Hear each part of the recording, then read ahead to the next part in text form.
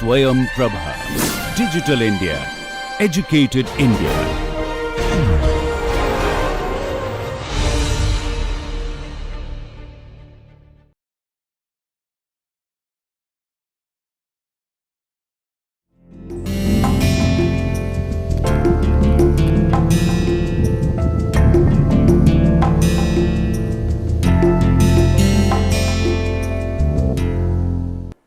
Hello friends, so introduction to R software के कोर्स में आप सभी का फिर से एक बार स्वागत है। और इस लेक्चर में हम एक नए टॉपिक की शुरुआत करने जा रहे हैं, ट्रुथ टेबल और कंडीशनल एग्जीक्यूशन। आपको याद होगा पिछले लेक्चर में जब हमने लॉजिकल ऑपरेटर्स के बारे में बात करी थी, तो मैं बहुत जगह पे करता था truth and truth is truth, truth and false is false, truth और ट्रूथ इज़ ट्रूथ, और मैं बार बार कहता था कि ये आपका एक ट्रूथ टेबल होती है, ये वहाँ से आता है। तो आज हम आपको इस ट्रूथ टेबल के बारे में बताएंगे और उसके बारे में हमारे पास कंडीशनल एग्जीक्यूशंस होते हैं।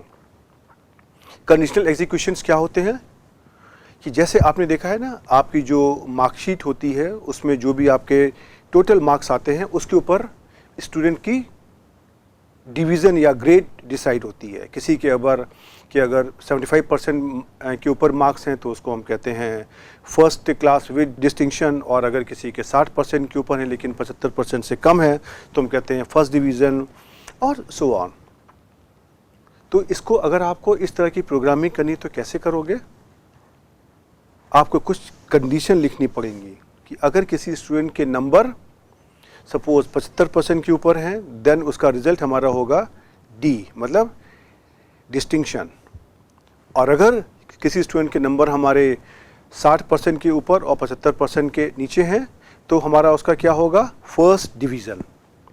और उसी के अकॉर्डिंग आपके पास नीचे की भी स्लैब्स होंगी जहाँ पे आप उसको second division, third division, fail etcetera. भगवान ना करे किसी के साथ ऐसा हो, लेकिन ऐसा होता है। ओके, तो अब ये हमारे क्या है? Conditional execution. क्यों? हमारे पास किसी स्टूडेंट का नंबर आता है, मार्क्स आते हैं, हम देखते हैं कि ये पहली कंडीशन को सेटिस्फाई कर रहा है, दूसरी कंडीशन को कि तीसरी कंडीशन को, और उसके अकॉर्डिंग हम उसकी जो भी डिवीज़न है या जो रिजल्ट है हम उसको बताने की कोशिश करते हैं। तो इसको हम बोलते हैं कंडीशनल एग्जीक्यूशन, अर्थात कंडीशन के हिसाब से एग्जीक्यूशन हो रहा है।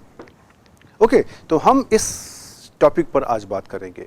तो चलिए हम अपने आज लेक्चर की शुरुआत करते हैं। ओके, इस लेक्चर की स्लाइड्स अगर आपको डाउनलोड करनी है तो आप मेरे होम पेज पर जा सकते हैं, home.iitk.ac.in/shalab SHALAB अर्थात स्वयं प्रभा। या आप इस QR कोड भी अपने QR कोड को आप अपने फ़ोन के किसी फ्री ऐप से आप स्कैन कर सकते हैं और आप डायरेक्टली हमारी वेबसाइट पर आ जाएंगे। और अगर आपको इसमें भी दिक्कत है तो आप कोई भी इंटरनेट के सर्च इंजन पर जाकर के मेरा नाम और इंस्टीट्यूट का नाम टाइप कर दीजिए, आपको मेरा होम पेज मिल जाएगा और उस होम पेज में आप स्वयं प्रभा के लिंक के अंदर आकर के इस कोर्स की स्लाइड्स को डाउनलोड कर सकते हैं। ओके, अब यहाँ पे सबसे पहले हम आपको ट्रुथ टेबल की बात करते हैं। और ये ट्रुथ टेबल जो है ये आपके लॉजिकल ऑपरेशंस का एक हिस्सा होती है। अब मेरे सामने समस्या थी कि पहले मैं आपको ट्रुथ टेबल पढ़ाऊं फिर लॉजिकल ऑपरेटर पढ़ाऊं, या मैं पहले आपको लॉजिकल ऑपरेटर पढ़ाऊं फिर मैं आपको ट्रुथ टेबल पढ़ाऊं। क्योंकि अगर मैं आपको शुरू में बताता ट्रू फॉल्स तो शायद आप ना समझ पाते कि ये ट्रू फॉल्स कहाँ से आता है। ओके, तो चलिए हमने अपना जो भी तरीका निकाला है हम उसको लेकर के आगे बढ़ते हैं। अब देखिए ये ट्रुथ टेबल क्या होती है? ये ट्रुथ टेबल होती है जो हमको ये बताती है कि अगर हमारा कोई ऑपरेशन हो रहा है वो ट्रू या फॉल्स है तो उसके अकॉर्डिंग अगर हम एंड या और का ऑपरेटर अगर हम यूज़ करते हैं तो उसका आउटकम क्या आएगा। तो अगर मान लीजिए मेरे पास दो स्टेटमेंट हैं, स्टेटमेंट 1 और स्टेटमेंट 2, जिसको मैंने इंडिकेट किया x और y से। राइट, स्टेटमेंट 1 को है हमारा x से इंडिकेट हो रहा है और स्टेटमेंट 2 हमारा y से इंडिकेट हो रहा है। ये हमारा क्या हो सकता है कि जैसे आपने लॉजिकल ऑपरेटर में किया था x greater than 8, और y क्या हो सकता है कि x स्मॉलर देन 2, इस तरह के जो भी हमारे स्टेटमेंट थे वो हैं ये। ओके, अब हम देखते हैं कि डिफरेंट कंडीशन में इनका आउटकम क्या आएगा। अगर हमारा x ट्रू है और y भी हमारा ट्रू है, और अगर हमारा ऑपरेशन हो रहा है x एंड y, तो ट्रू एंड ट्रू मिलके इसका जो आउटपुट आएगा वो ट्रू होगा। और अगर हमारा ऑपरेशन हो रहा है x और y, मतलब x अथवा y, देन भी हमारा जो आउटकम है वो हमारा ट्रू होगा। ओके,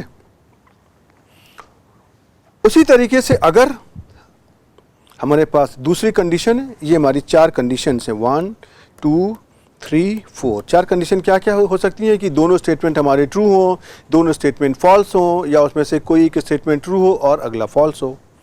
तो पहली कंडीशन में मैंने जो लिया है उसमें वो लिया है कि जहाँ पे दोनों स्टेटमेंट हमारे ट्रू हैं। अब हम दूसरी सिचुएशन में लेते हैं कि स्टेटमेंट x हमारा ट्रू है और y हमारा फॉल्स है। तो उस केस में क्या होगा, अगर x हमारा ट्रू है और y फॉल्स है, तो x एंड y को जब हम ऑपरेट करेंगे तो इसका हमारा आंसर फॉल्स आएगा। ओके, इसका आंसर फॉल्स आएगा। और अगर हम ऑपरेशन करेंगे x और y, तो हमारा इसका ऑपरेशन का आंसर आएगा ट्रू आएगा। और आपको याद हो, ये हमने बहुत जगह पर इस्तेमाल भी किया था, राइट। ऐसी हमारी तीसरी कंडीशन क्या होगी कि x हमारा फॉल्स है और y हमारा ट्रू है। तो जब इसमें से हम x एंड y करेंगे तो हमारा आंसर आ जाएगा फॉल्स, और अगर हम करेंगे x और y तो आंसर आ जाएगा ट्रू। और इसी तरीके से अगर हमारे पास x और y दोनों हमारे अगर फॉल्स हैं, राइट, तो अगर हम x एंड y को ऑपरेट करेंगे तो आंसर हम आ जाएगा फॉल्स, और अगर हम x और y को ऑपरेट करेंगे तो आंसर हमारा आ जाएगा फॉल्स। आप इसको आप एक किसी भी छोटे से उदाहरण को लेकर के आप देखिएगा तो आपको समझ में आ जाएगा। फिर भी मैं आपको यहाँ पे एक छोटा सा उदाहरण लेकर के दिखाने की कोशिश करता हूँ। कैसे, देखिए, मैंने यहाँ पे 2 वेरिएबल ही ले लिए, उनका नाम मैंने दे दिया ट्रू और फॉल्स। कोई प्रॉब्लम ही नहीं है, कोई कंडीशन की बात ही नहीं, यही इसका नाम है। और आप इसकी जगह कोई भी कंडीशन भी आप ले सकते हो। फिर मैंने देखिए यहाँ पे डिफरेंट लॉजिकल ऑपरेशंस जो मैंने समझे हैं उसको लिखा हुआ है। x एंड y, मतलब कि ट्रू, ये हमारा हो गया ट्रू, ये हमारा हो गया फॉल्स। तो ट्रू एंड फॉल्स हमारा क्या होता है, आप यहाँ से देख सकते हैं कि x हमारा अगर ट्रू है और y हमारा अगर फॉल्स अगर है, तो देखिए ये आंसर हमारा क्या आ रहा है, ये वाला कॉलम है जो 2 नंबर का है, रो है। तो यहाँ पे आउटकम हमारा x एंड y में आ रहा है फॉल्स और x और y में आ रहा है ट्रू। देखिए यही काम तो यहाँ भी हो रहा है, x एंड y में आ रहा है फॉल्स, और इसी ऑपरेशन को अगर हम x और y में करेंगे अथवा, तो ये हमारा आ जाएगा ट्रू। तो यही बात मैं आपको बताने की कोशिश कर रहा था कि आपके जो भी x और y में जो लॉजिकल ऑपरेशंस होते हैं उनका जो आउटकम होता है वो इस ट्रुथ टेबल से कंट्रोल होता है। ओके, और ऐसे ही आप अगर देखेंगे कि ये आपको याद है, ये आपका क्या का साइन था, ये निगेशन का साइन था, राइट। तो अब आप अगर निगेशन x करेंगे, मतलब x का उल्टा करेंगे, तो x आपका यहाँ पे क्या है, ट्रू। तो ट्रू का उल्टा क्या होता है, फॉल्स। तो देखिए आपका आंसर आ जाएगा फॉल्स। अब किस तरह से हम इसको आर सॉफ्टवेयर में भी आपको करके दिखा देते हैं। तो देखिए x मैंने ले लिया ट्रू, y को ले लिया फॉल्स। अब हमने कर दिया x एंड y, तो क्या आ गया फॉल्स। हमने कर दिया x और y, मतलब अथवा, ये आ गया ट्रू। और अगर मैंने अगर कर दिया निगेशन x, तो x हमारा क्या है, ट्रू, इसका उल्टा आ जाएगा फॉल्स। और अगर मैंने कर दिया निगेशन y, तो y आपका क्या है, फॉल्स, तो ये क्या आ जाएगा, ट्रू। ओके, अब एक हमारे सामने ये अब सवाल आता है, कैसे चेक करें। ऐसी चीज़ों को चेक करने के लिए हमारे पास ऑप्शन होता है IS लॉजिकल। आपको ध्यान भी होगा, आपने इस तरह के कई कमांड्स पहले की हैं, is.na और is true something like this. तो उसी से मिलता जुलता हमारा ये भी कमांड है। तो यहाँ पे हम क्या चेक करना चाहते हैं, is.logical, क्या चीज़, जो हमारी इस पैरेंथेसिस के अंदर लिखी है। तो अगर हम इसको इंटरप्रेट करने की कोशिश करें तो अगर हमारे पास यहाँ पर कोई भी स्टेटमेंट एक लिखा हुआ है तो हम ये पता करना चाहते हैं क्या यह लॉजिकल है। अब लॉजिकल तो दुनिया में हर कोई होता है, हम उस लॉजिक की बात नहीं कर रहे हैं। हर आदमी का अपना कुछ एक लॉजिक होता है, सही करने का भी और गलत करने का भी। मैं उस लॉजिक की बात नहीं कर रहा हूँ, मैं तो अपने आर सॉफ्टवेयर के लॉजिक की बात कर रहा हूँ कि ये यहाँ पे जो भी हमारे मैथमेटिकल ऑपरेटर्स हैं ये हमारे लॉजिकल ऑपरेटर्स की कैटेगरी में आते हैं कि नहीं आते हैं, बस। ओके, चलिए हम कुछ उदाहरण लेते हैं और उसको करने की कोशिश करते हैं। तो मैंने यहाँ पे ले लिया x = 6, x की वैल्यू मैंने ले ली 6। और अब आपको पता है कि अगर हम ये कंडीशन लेते हैं x > 2 तो ये तो लॉजिकल होती है, लेकिन अभी हम एक समय के लिए मान लेते हैं, कुछ समय के लिए हमको नहीं पता कि ये हमारी लॉजिकल होती है कि नहीं होती है। तो हम एक काम करते हैं, हम इसको अपने इस ऑपरेटर से टेस्ट करने की कोशिश करते हैं कि ये लॉजिकल है या नहीं है। ओके, तो हमने इसका जो भी आउटकम था इसको मैंने एक नए वेरिएबल में स्टोर कर दिया, लॉजिकल 1। अब हमारे पास एक वेरिएबल आ गया, उसका नाम है लॉजिकल 1 और मुझको नहीं पता है कि ये लॉजिकल है कि नहीं है। तो मैंने अपने कमांड का यूज़ किया is.logical और पैरेंथेसिस में मैंने दे दिया लॉजिकल 1। ओके, और जब हम इसको एंटर करेंगे तो हमारा आंसर आ जाएगा ट्रू। ओके, क्योंकि ये तो हमारा लॉजिकल वेरिएबल ही है। और चलिए हम एक और उदाहरण लेते हैं।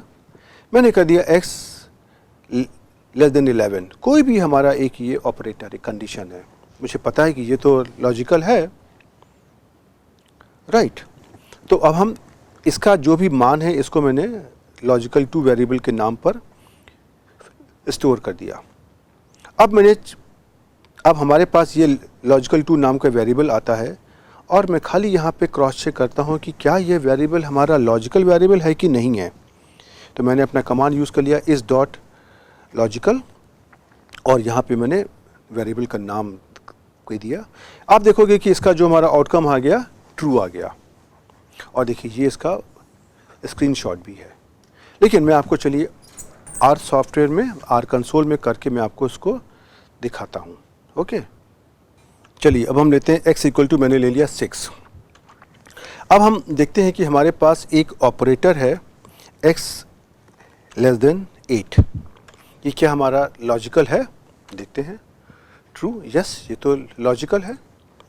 उसी तरीके से अगर हम यहाँ पे कर देते हैं मान लीजिए x > 8 तो भी देखेंगे ये हमारा लॉजिकल ऑपरेटर है। लॉजिकल ऑपरेटर और कौन कौन से थे? ग्रेटर देन और इक्वल टू भी तो था, आप उसको भी ट्राई करिए, देखिए ये भी आपका लॉजिकल आ गया।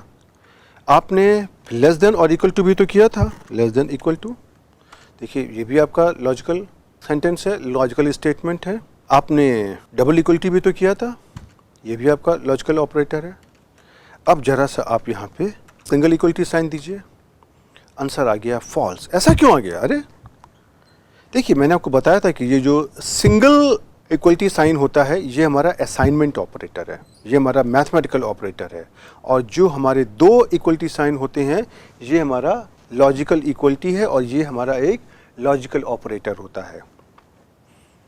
ओके, इसलिए देखिए यहाँ जहाँ पे आपके पास लॉजिकल स्टेटमेंट्स थे यहाँ पर ये लॉजिकल आता गया। शायद आपको लगा कि ये तो हर जगह ऐसा ही होता है और ये हर जगह ये आपका ट्रू आ रहा है, इसीलिए मैंने आपको यहाँ पे ये फॉल्स वाला भी करके दिखाया। ओके, आप अगर ध्यान दीजिए आपका एक और भी था X negation not equal to 2, ये देखिए लॉजिकल आ गया। ओके, तो इस स्टेटमेंट के थ्रू अगर आपके पास कोई प्रोग्राम आता है, डेटा आता है, तो आप इस स्टेटमेंट के थ्रू ये आप पता कर सकते हैं कि ये आपका लॉजिकल ऑपरेटर है कि नहीं है। ओके, ऐसे ही मैंने यहाँ पे कुछ और भी उदाहरण लिए हुए हैं। यहाँ पर मैंने x = लिया है 6 और मैंने 2 of टॉइज ऑफ एक्स को मैंने बताया कि ग्रेटर देन 12 है, तो ये क्या लॉजिकल है कि नहीं है। अब तो आपको समझ में आ गया है कि ये तो लॉजिकल ऑपरेटर है, तो उसका आपका उत्तर ट्रू ही आएगा। और उसी तरीके से आप कोई 3 into x is smaller than 30 करेंगे तो भी आपका ये इससे एक लॉजिकल ऑपरेटर ही आएगा। तो कहने का मेरा मतलब ये यहाँ पर है, इन दो उदाहरणों को लेने के पीछे मेरा कारण यही है कि मैं आपको ये दिखाना चाहता हूँ कि ये जो आपके स्टेटमेंट्स होते हैं ये कोई सिंपल कैलकुलेशन की जगह कोई एक वेरिएबल फॉर्म में हो सकते हैं, जिसके अंदर कोई कुछ और कॉम्प्लिकेटेड एक्सप्रेशन भी हो सकता है। ओके, जैसे कि हम आपको देखिए यहाँ पर करके दिखाते हैं। इससे एक एग्जांपल और करते हैं हम आपको यहाँ पे कि अगर हम यहाँ पर खाली इतना कर दें कि x की वैल्यू आपने ली है 6 और आप यहाँ पे इस लॉजिकल में आप कर दीजिए x square minus 2 into x plus 5 is greater than 0 और नॉट। ये क्या लॉजिकल ऑपरेटर है? ये कह देगा यस। ओके, अगर हम यहाँ पे देखिए, अगर हम ये भी करते हैं, कोई फंक्शन भी लेते हैं, if sum of X is greater than 0, ये क्या लॉजिकल ऑपरेटर है? कह देगा ट्रू। और अगर हम यहाँ पे कह दें इक्वलिटी साइन लगा दें तो देखिए कह देगा ये तो गलत हो गया, राइट।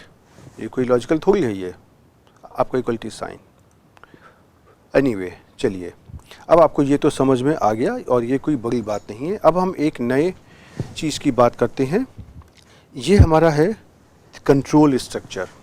अब ये कंट्रोल स्ट्रक्चर क्या चीज़ होती है, इसके बारे में जब मैंने लेक्चर का आरंभ किया था तो मैंने आपको थोड़ा सा बताया था। अब और थोड़ा सा डिटेल में इसके बारे में बात करते हैं। कंट्रोल स्ट्रक्चर का मतलब होता है चीज़ों को कंट्रोल कैसे करने के लिए जो भी हमारे हथियार तो नहीं, मतलब जो भी हमारे साधन इस्तेमाल होते हैं उनको हम कहते हैं कंट्रोल स्ट्रक्चर। और कंट्रोल का मतलब क्या होता है? कंट्रोल का मतलब यही है कि जब आप चाहते हो दो चीज़ें हों।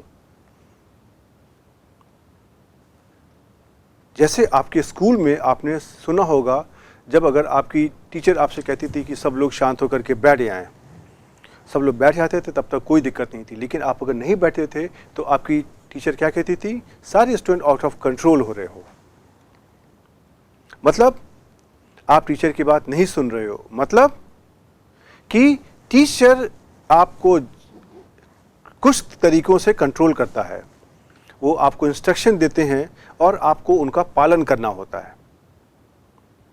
उसी तरीके से अब हम जब भी किसी प्रोग्रामिंग की बात करते हैं तो भी हमारे पास यहाँ पे कंट्रोल स्ट्रक्चर होता है। क्यों? क्योंकि प्रोग्रामिंग में हम क्या करते हैं, कोई हमारा एक कार्य हो रहा है और हम उसको एक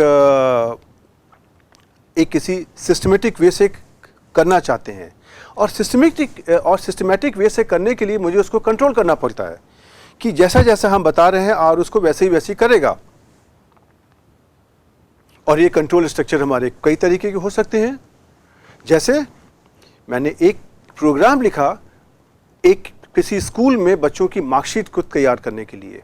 जो स्टूडेंट्स की मार्कशीट है उसको तैयार करना है। मार्कशीट में क्या होता है, बेसिकली आपके पास डिफरेंट सब्जेक्ट्स के मार्क्स होते हैं और उसके अकॉर्डिंग आपको उनको first division, second division, third division etcetera grade देनी पड़ती हैं। अब मुझे ये बताइए, मैंने एक प्रोग्राम लिखा और वहाँ पे मैंने लिखा कि अगर किसी स्टूडेंट के मार्क्स 60% के ऊपर आ रहे हैं तो फर्स्ट डिवीज़न, 45 से 60 के बीच में आ रहे हैं तो सेकंड डिवीज़न, 30 से 45 के बीच में आ रहे हैं तो थर्ड डिवीज़न, और अगर 30% से भी कम है तो फेल। ये मेरे 4 ऑप्शंस हैं और ये मेरे इंस्ट्रक्शंस हैं आर को। अब आर क्या करेगा? आर कोई भी स्टूडेंट के मार्क्स को पढ़ेगा, रीड करेगा और उसको कंपेयर करेगा कि ये किस कैटेगरी में आ रहा है, ये किन किन कंडीशन को सेटिस्फाई कर रहा है, और उसके बाद जिस कंडीशन को वो सेटिस्फाई कर रहा होगा उसके अकॉर्डिंग वो मार्कशीट में first division, second division, third division या फेल लिख देगा। तो ये क्या हुआ? Control structure. आपने आर के प्रोग्राम को कंट्रोल किया कि कैसे कंट्रोल किन किन कंडीशंस को एग्जीक्यूट करेगा। अब इसके बाद ये आती है कि आपने एक स्टूडेंट के लिए किया, लेकिन क्या आपके पूरे कॉलेज या स्कूल में एक ही स्टूडेंट होता है जिसकी आपको मार्कशीट बनानी है? नहीं, बहुत सारे होते हैं। तो आपको इसी प्रोसेस को तो रिपीट करना है ना। यही जो रूल है आपने बनाया है first division, second division, third division के लिए, उसको आपको सारे के सारे स्टूडेंट्स पर बार बार रिपीट करना है। तो अब एक तरीका तो ये है कि आप सारे स्टूडेंट्स को आप एक एक एक करके आप उसकी मार्कशीट तैयार करिए, या दूसरा तरीका ये है कि आपको ऐसा कंट्रोल लगाइए कि वो जो प्रोग्राम है वो एक एक स्टूडेंट का मार्क्स उठाता रहे और उसके ऊपर इसी प्रोग्राम को एग्जीक्यूट करता रहे, और जो उनका आउटकम आ रहा है उसको वो लिखता रहे। अगर हमारे पास 500 बच्चे हैं, 500 स्टूडेंट्स हैं, तो 500 स्टूडेंट के मार्क्स को पढ़ेगा और उसको उनके ऊपर ये प्रोग्राम इस्तेमाल करेगा, और उनका जो भी आउटकम आएगा कि कोई बच्चा का, किसी स्टूडेंट का फर्स्ट डिवीज़न है, सेकंड डिवीज़न, थर्ड डिवीज़न है, उसको वो उसी स्टूडेंट के आगे लिख देगा। तो ये भी आपका क्या हो गया, ये भी तो आपका एक कंट्रोल है, लेकिन इसको हम बोलेंगे ये क्या है, लूप। हमको वहाँ पे लूप में काम करना है, एक ही चीज़ को बहुत बार रिपीट करना है। और इन सारी चीज़ों को हम करेंगे कैसे,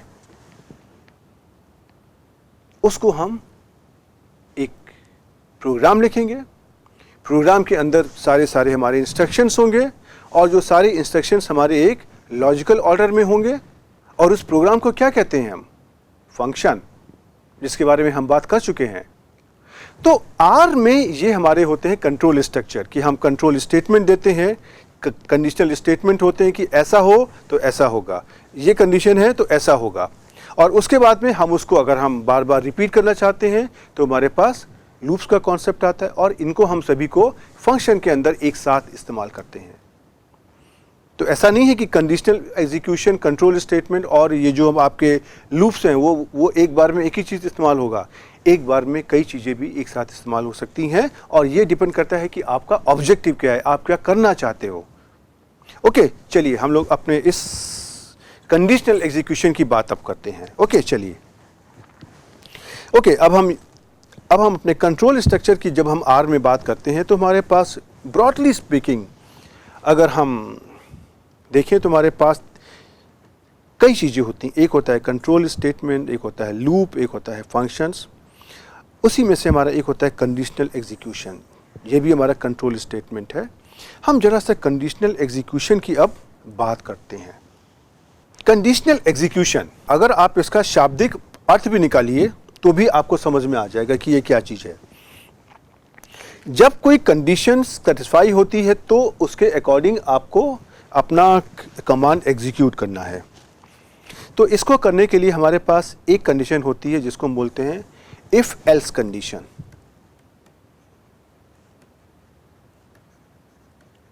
अब आप जरा सा इफ एल्स का मतलब तो समझिए क्या ये होता है।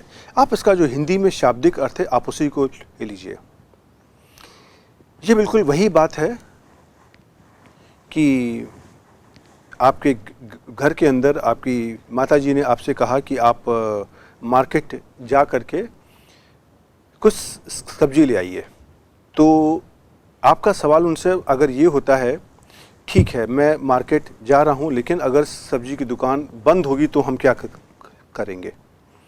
तो आपकी माताजी आपसे कहती हैं कि ठीक है आप जाइए, अगर सब्जी की दुकान खुली है तो आप वहाँ से सब्जी खरीद लीजिएगा, और अगर सब्जी की दुकान नहीं खुली है तो कोई और जो दुकान हो वहाँ से आप कुछ दाल खरीद लीजिएगा।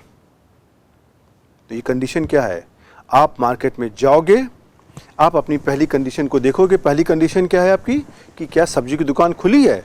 अगर वो कंडीशन सही होती है तो आप वहाँ से सब्जी खरीद लोगे, और अगर आपकी कंडीशन अगर फॉल्स होती है, दुकान अगर बंद होती है, देन फिर आप अगली दुकान में जाओगे और अगली दुकान से जा कर के दाल खरीद लोगे।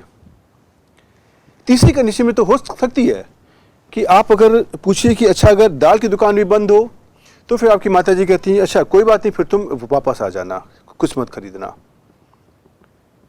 ओके, तो ऐसे ही तो हमारा जीवन आगे बढ़ता है। उसी तरीके से हमारे जो बाकी भी काम होते हैं वो भी तो ऐसे ही होते हैं। तो यही चीज़ हम यहाँ पे इफ़ एल्स कंडीशन के थ्रू एग्जीक्यूट करने की कोशिश करते हैं। अब देखिए इसका आपका स्ट्रक्चर क्या होता है। पहले आपको जरा सा यहाँ पे ध्यान देना है जो एक लिखा हुआ है, यहां पर लिखा हुआ है इफ। इसके बाद जो सिंपल ब्रैकेट होता है, सिंपल ब्रैकेट बना हुआ है, ये देखिए, और इसके अंदर लिखा हुआ है कंडीशन। और इसके बाद यहां पे देखिए कर्ली ब्रैकेट्स हैं, ये और ये। और कर्ली ब्रैकेट्स में क्या लिखा हुआ है? Executes command if condition is true. तो इसका मतलब क्या होता है, पहले हम ये समझने की कोशिश करते हैं। तो हम ये कह रहे हैं कि अगर आपको कोई कार्य करने के लिए आपको कोई कंडीशन दी गई है, जैसे आपकी माताजी ने कहा कि आप मार्केट जाइए और अगर सब्जी की दुकान खुली है, तो ये क्या है? ये कंडीशन है। वो कंडीशन जो भी कुछ है आप उसको यहाँ पर लिख दीजिए अपने आर की भाषा में, ओके। और अगर ये कंडीशन के पास हमारे पास दो ऑप्शन है कि कंडीशन हमारी ट्रू होती है या फॉल्स होती है। अगर ये हमारी कंडीशन ट्रू होती है तो हमारा जो एग्जीक्यूशन कुछ और होगा, और अगर ये कंडीशन फॉल्स होती है तो हमारा एग्जीक्यूशन कुछ और होगा।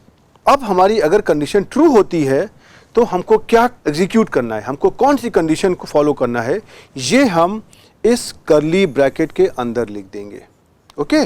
और इसके अंदर जो भी कमांड लिखा हुआ है ये तभी हमारा एग्जीक्यूट होगा जब इसके पहले दी हुई ये वाली कंडीशन हमारी सही होगी। और अगर मान लीजिए अगर हमारी कंडीशन फॉल्स है तो क्या होगा? तो ये कंट्रोल हमारा आपका जो अगला स्टेटमेंट है वहां पर आ जाएगा।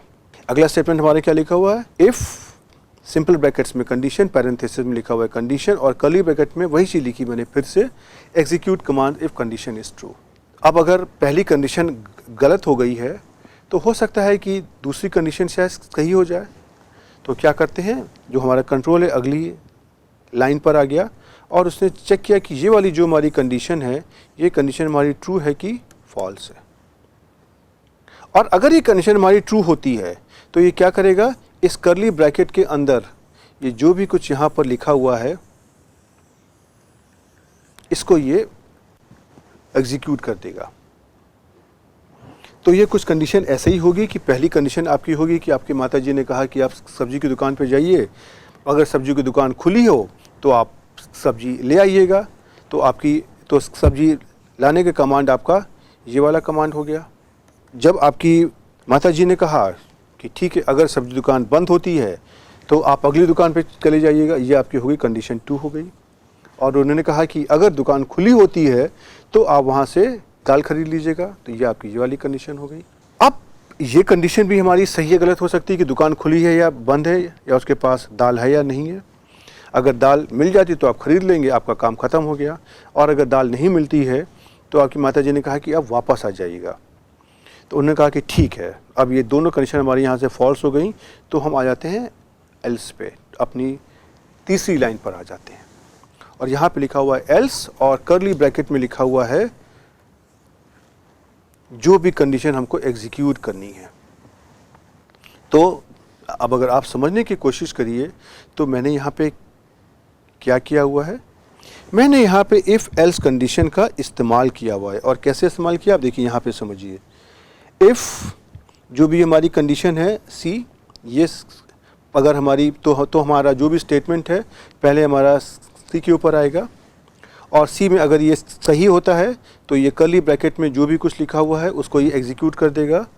और अगर ये गलत होता है तो ये हमारा अगली लाइन पर आ जाएगा, और यहाँ पे हमारी और कोई कंडीशन लिखी होगी।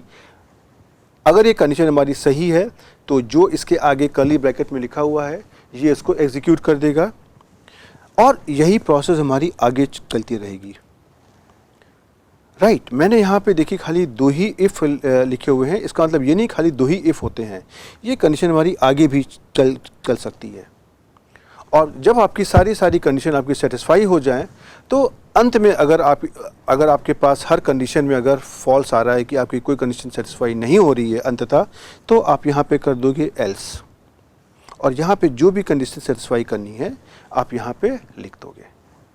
तो आपने कोई भी काम करने के सारी कंडीशन तो दे दी, इसमें से कोई ना कोई कंडीशन तो सेटिस्फाई हो ही जानी चाहिए। और अगर नहीं हो रही अंत में, फिर आपके पास कोई ऑप्शन नहीं है, आपके पास जो भी अंततः करना है वो आप उसको एल्स लिख करके कर्ली ब्रैकेट के अंदर लिख दीजिए। इसीलिए हम इसको कहते हैं कंडीशनल एग्जीक्यूशन, और इस तरह के कंडीशनल एग्जीक्यूशन को हम कहते हैं इफ एल्स कंडीशन।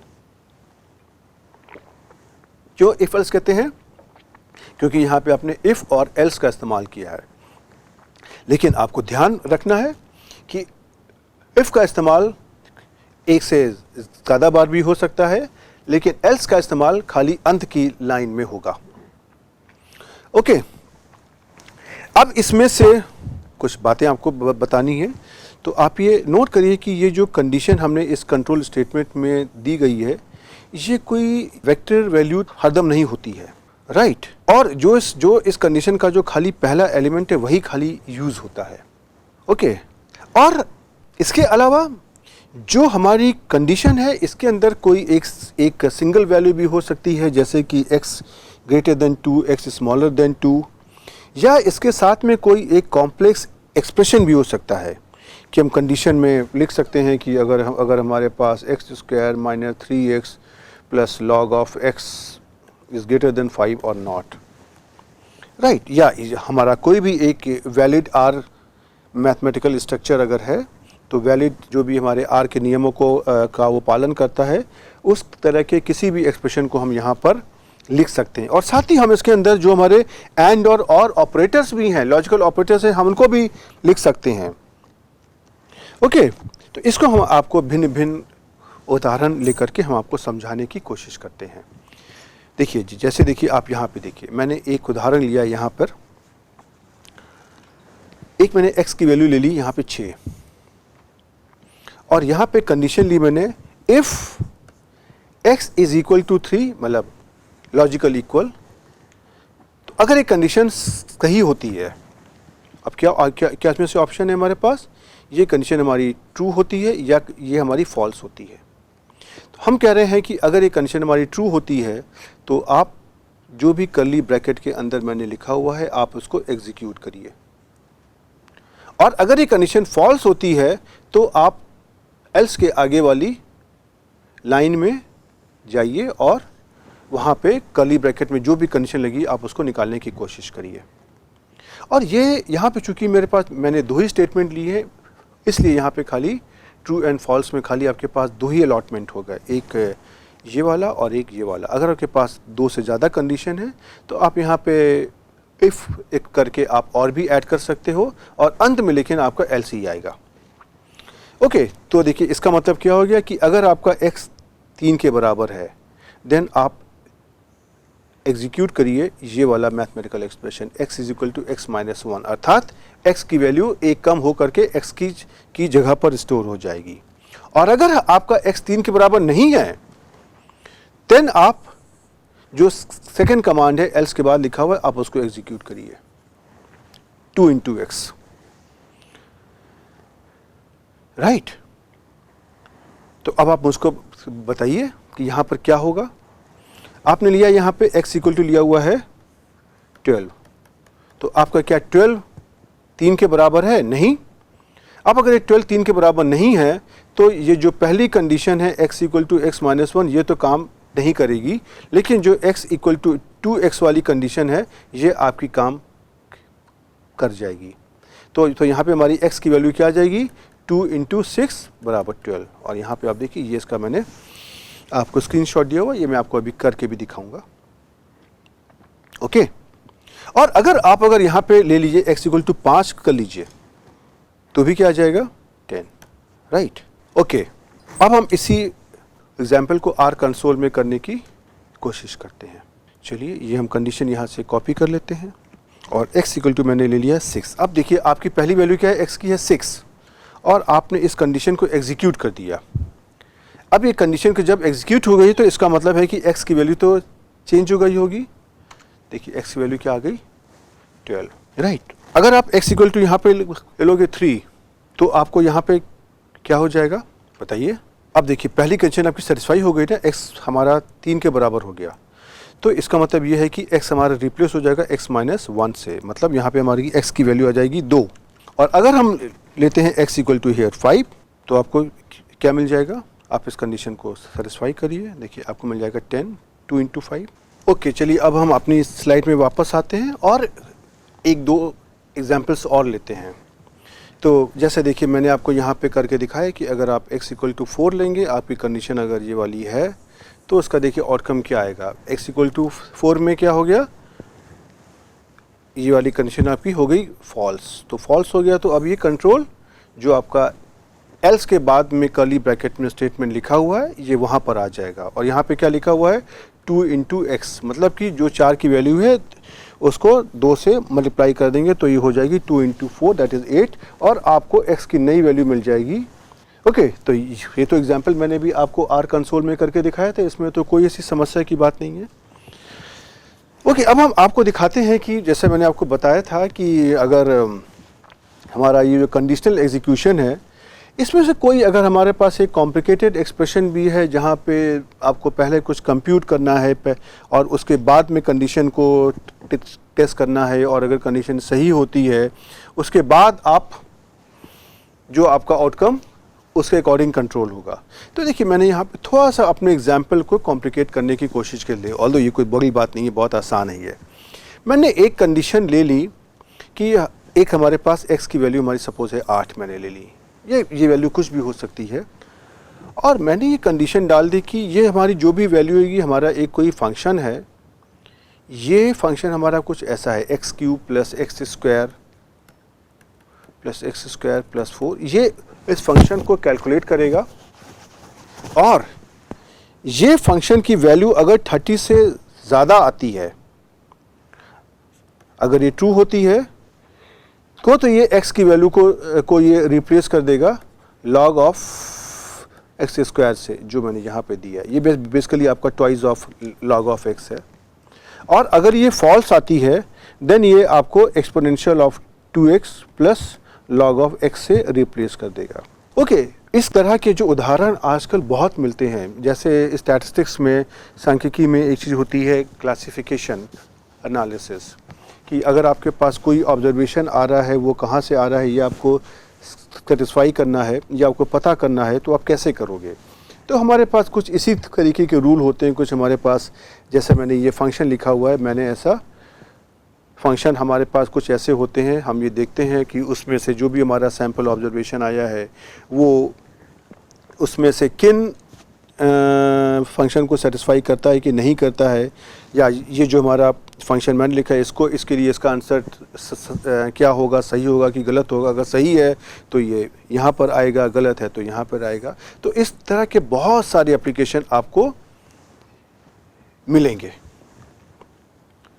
ओके, तो अब इसमें से अगर आपने x की वैल्यू यहाँ पे ली है 8, तो देखिए आपको वैल्यू ये मिल जाएगी। ओके, अब ये इसी उदाहरण में जरा हम देखते हैं कि इसका ये वैल्यू जो है ये कहाँ से आ रही है। अब देखिए आपने यहाँ पे लिया हुआ है x इक्वल टू 8, अब आपने यहाँ पे कैलकुलेट किया है x cube plus x square plus 4। Okay, अब ये तो आपको पता ही है कि जब आप यहाँ पर 8 की वैल्यू को रखेंगे तो ये 8 क्यूब प्लस 8 स्क्वायर प्लस 4 होगा, और ये डेफिनेटली ग्रेटर देन 30 है। अब ये कंडीशन हमारी ट्रू हो गई। तो ट्रू हो गई तो ये कौन सा हमारा पार्ट आएगा, ये वाला पार्ट आएगा। और जब आप अगर log ऑफ 8 स्क्वायर अर्थात log ऑफ 64 को देखोगे तो ये आंसर 4.158883 आना चाहिए। ये मुझे नहीं पता, ये मुझे आर में आपको मैं करके क्रॉस चेक करूँगा। ओके, चलिए अब इसी ऑपरेशन को ज़रा हम अपने आर कंसोल में करते हैं। ओके, तो मैंने यहाँ पे देखिए ले लिया x इक्वल टू 8, और मैंने ये वाली कंडीशन लिया। इसके बाद में देखिए हमारा x की वैल्यू क्या आ गई, देखिए 4.158883 आ गई। अब अगर हम यहाँ पे log ऑफ एक्स स्क्वायर अगर हम करते हैं तो देखिए ये वैल्यू कितनी आ जाएगी आपकी, ये तो गलत आ गया। अब आप मुझे बताइए क्या गलती हो गई। गलती पता है क्या हुई, आपको x की वैल्यू कौन सी लेनी है, ये वाली कि ये वाली, राइट आपको तो ये वाली वैल्यू लेनी है ना x की। ये जो आपने कंडीशन सेटिस्फाई करी है ये तो x इक्वल टू 8 पर हुई है ना, तो इसका मतलब ये है कि आपको यहाँ पे log ऑफ एक्स स्क्वायर नहीं log ऑफ 8 स्क्वायर लेना है। और log ऑफ 8 स्क्वायर आप अगर देखोगे तो ये देखिए आपका यही वैल्यू आ गई। ये log ऑफ 8 स्क्वायर मैंने क्या हुआ, क्योंकि देखिए आप यहाँ पे इस समय जो करंट वैल्यू है x की वो 4.15 है जो आपकी यहाँ से आई है। ओके, अब इसी कंडीशन में अगर हम मान लीजिए कुछ ऐसा कर दें कि अगर हम कह दें कि x इज इक्वल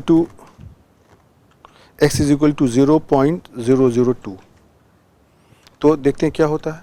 हम इस कंडीशन को सेटिस्फाई करते हैं। यहाँ पे देखिए x की वैल्यू क्या आ गई, -5.2106। और अगर हम यहाँ पे लेते हैं x इज इक्वल टू 0.002, अगर हम ले लेते हैं तो जरा सा इस एक्सप्रेशन की वैल्यू निकालिए आप, तो ये देखिए क्या हो जाएगी 4.004। ये क्या 30 से बड़ी है? नहीं। अब 30 से बड़ी नहीं अगर है तो उसका मतलब है कि ये फॉल्स हो गई। अब फिर ये वाला कैलकुलेशन यहाँ पर होना चाहिए, राइट। तो जरा सा हम देखिए इस एक्सप्रेशन की वैल्यू यहाँ पर निकालते हैं। ये देखिए ये वैल्यू आपको वही मिल गई। ओके, तो अब इससे आपको कॉन्फिडेंस हो जाएगा कि आपका कंट्रोल कैसे ट्रांसमिट हो रहा है। ये आपके लिए समझना बहुत ही आवश्यक बात है। ओके, तो ये तो था हमारा एक कंट्रोल स्ट्रक्चर। अब हम अगले कंट्रोल स्ट्रक्चर पर भी आते हैं। ये भी हमारा एक इफ एल्स कंडीशन होती है, लेकिन इसका हमारा कुछ प्रारूप अलग होता है।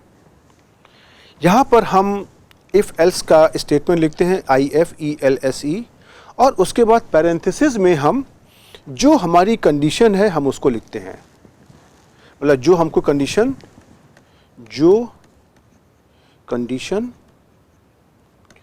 टेस्ट करनी है, इसका मतलब ये है हमारा।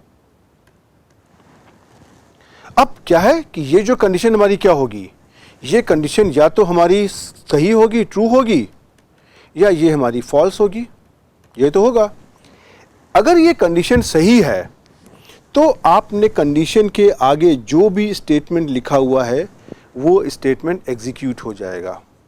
अर्थात कि अगर कंडीशन सही है, और दूसरा ऑप्शन है कि कंडीशन गलत हो सकती है, नो, तो इसके बाद हमने जो सेकंड नंबर पे जो भी स्टेटमेंट लिखा है वो हमारा एग्जीक्यूट हो जाएगा, राइट।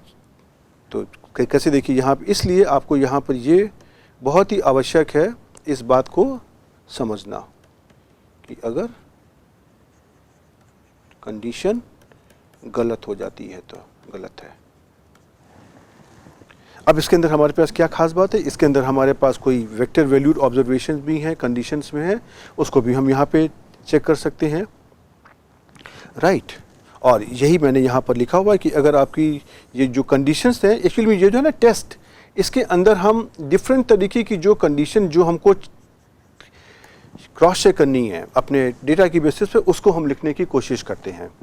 और अगर ये हमारा आंसर आता है ट्रू, तो ये जो हमारा यस के अंदर जो भी मैंने स्टेटमेंट लिखा हुआ है, जो भी ऑपरेशंस लिखे हुए हैं, ऐड करना है, सबट्रैक्ट करना है, बॉडमास का रूल या कुछ भी है, ये हमारा यहाँ पर एग्जीक्यूट हो जाएगा। और अगर यही कंडीशन हमारी फॉल्स हो जाती है तो हमारा जो नो के अंदर मैंने लिखा हुआ है यहाँ पर, ये जो भी स्टेटमेंट्स हमारे, ये हमारे एग्जीक्यूट हो जाएंगे। ओके, अब हम एक छोटा सा उदाहरण लेते हैं और हम फिर देखते हैं कि इसमें से क्या होता है। मैंने एक सीक्वेंस ले लिया x इक्वल टू 1 से 10 तक का, अर्थात x की वैल्यू हमारी हो गई 1 2 3 4 5 6 7 8 9 10। ओके, अब मैंने एक कंडीशन डाली जो मुझको टेस्ट करनी है। मैंने कहा कि हम ये करते हैं कि अगर हमारे x की वैल्यू हमारी 5 से कम है तो क्या होना चाहिए, और अगर 5 से ज़्यादा है तो क्या होना चाहिए। 5 से कम अगर है तो आंसर हो गया यस अर्थात ट्रू, और अगर आंसर हो गया नो और हमारा आंसर हो गया फॉल्स। तो अगर हम कह रहे हैं कि अगर कोई संख्या हमारी 5 से छोटी है तो यहाँ पे उस संख्या का स्क्वायर हो जाना चाहिए, और अगर संख्या हमारी 5 से बड़ी है तो ये हमारी कंडीशन x + 1 हो जानी चाहिए, अर्थात उस संख्या में एक जोड़ देना चाहिए। ओके, अब इस कंडीशन को हमको कैसे लिखना है, मैंने लिखा यहाँ पे इफ एल्स, और फिर आपने लिख ली टेस्ट कंडीशन, और जब ये कंडीशन हमारी सही होती है तो क्या होना है, मतलब x², और उसके बाद अगर ये कंडीशन हमारी नो होती, गलत होती है, तो हमको क्या करना है, ये मैंने यहाँ पर लिख दिया। अब इसका देखिए आउटकम कुछ आपका ऐसा आ जाएगा। ये आउटकम देखिए कैसा आया, ये वेक्टर वैल्यू पे काम करेगा। तो सबसे पहले हमारा कंट्रोल आएगा x इक्वल टू 1 पर आएगा।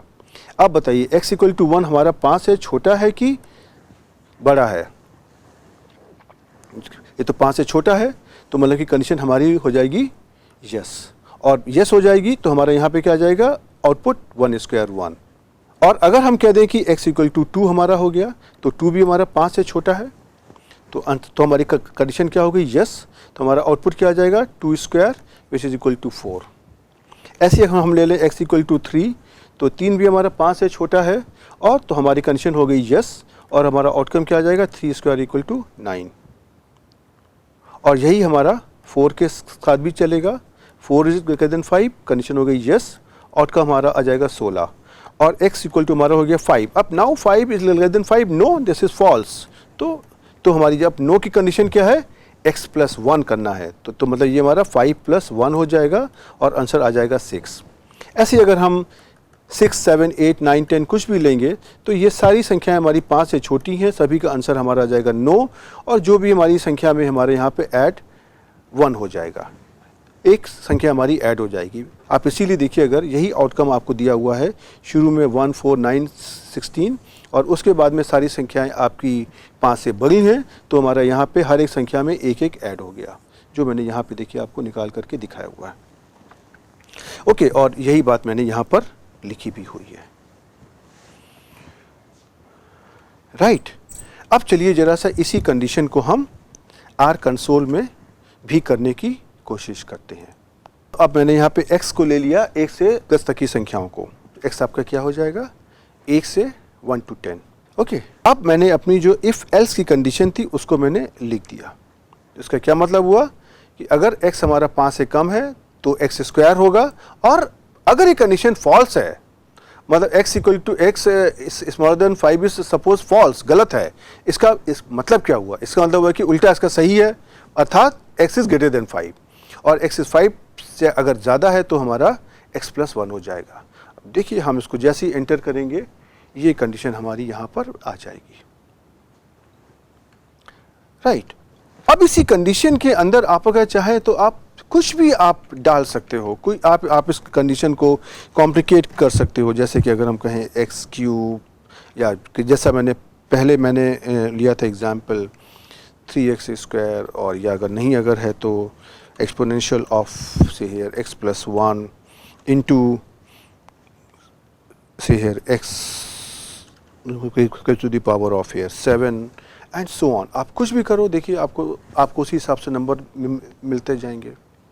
तो ये सब कैलकुलेशन करना कोई बड़ी बात नहीं, ये तो सारा काम हमारा आर कर रहा है। हमारा काम तो सिर्फ इतना है कि हम उसको आर को क्या काम दे रहे हैं, ये मेरे लिए समझना बहुत ही आवश्यक है।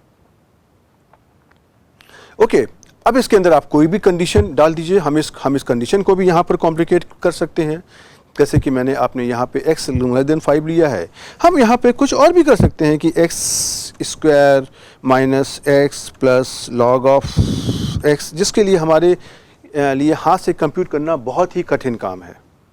हम इसको भी करेंगे तो देखिए हमारा जो उत्तर उसी के हिसाब से आ जाएगा।